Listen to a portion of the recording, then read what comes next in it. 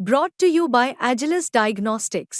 Health test की बात आती है तो मैं भरोसा करता हूँ India largest diagnostics company Agilus diagnostics. खुद को टेस्ट करते रहो।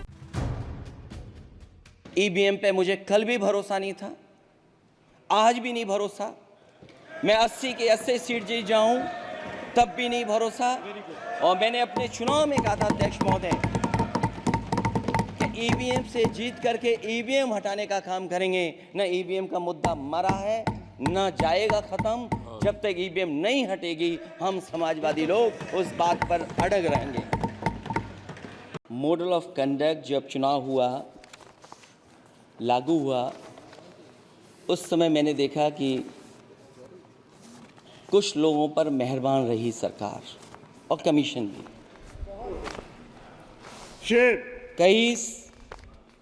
मैं बहुत डिटेल में नहीं जाना चाहता हूं अध्यक्ष महोदय, लेकिन कहीं ना कहीं प्रश्न उस संस्था पे भी लगा है। और अगर उस संस्था पर प्रश्न लगा है तो लगाने वाली सरकार की वजह से लगा है। इसलिए अगर निष्पक्ष होगी वो संस्था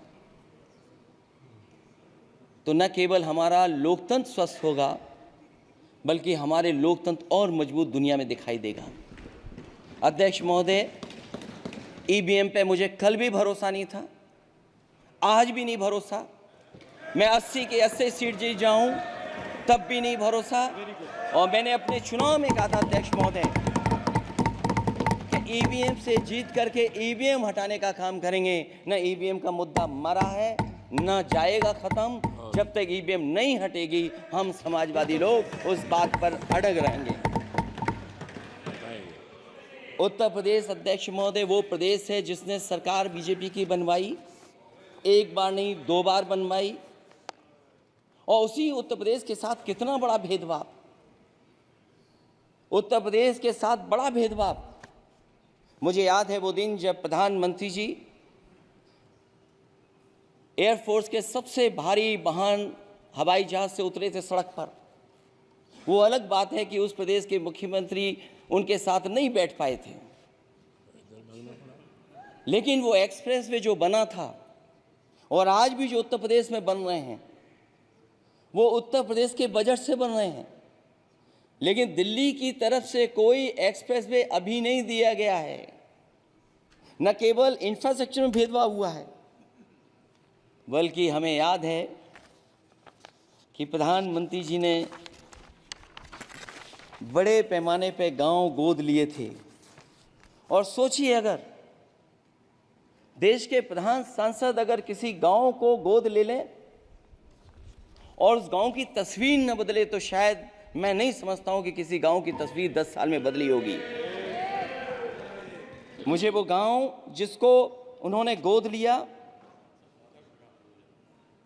जो प्रधानमंत्री जी की आदर्श योजना थी उसके तहत जो गोद लिया गया था गांव, वो 5 वर्ष पहले खूब शोर हुआ था कि बनारस शहर की तरह डोमरी में चमचमाने लगेगा एक गांव। हकीकत में कुछ नहीं हुआ। उसकी दुर्दशा वैसी की वैसी है, जैसे था गांव वैसे ही का वैसा है। टूटी सड़कें, कच्ची पगडंडियां, उखड़े और टूटे हुए ईंट के खंजे, बदहाल हैंडपंप, पावरलूम और पंखे के जाली के कारखाने को आखिर कब तक रफ्तार मिलेगी जो उस गांव में काम होता था, लोग करते थे।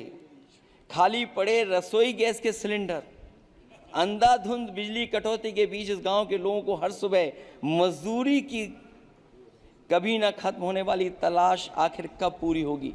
तो सोचिए, एक गांव की तस्वीर ये है। जो गांव कभी गोद लिया गया था उस गांव की भी तस्वीर नहीं सुधर पाई है। जो भाजपा के स्मार्ट सिटी के झूठे सपने में गांव के लिए कोई जगह नहीं है।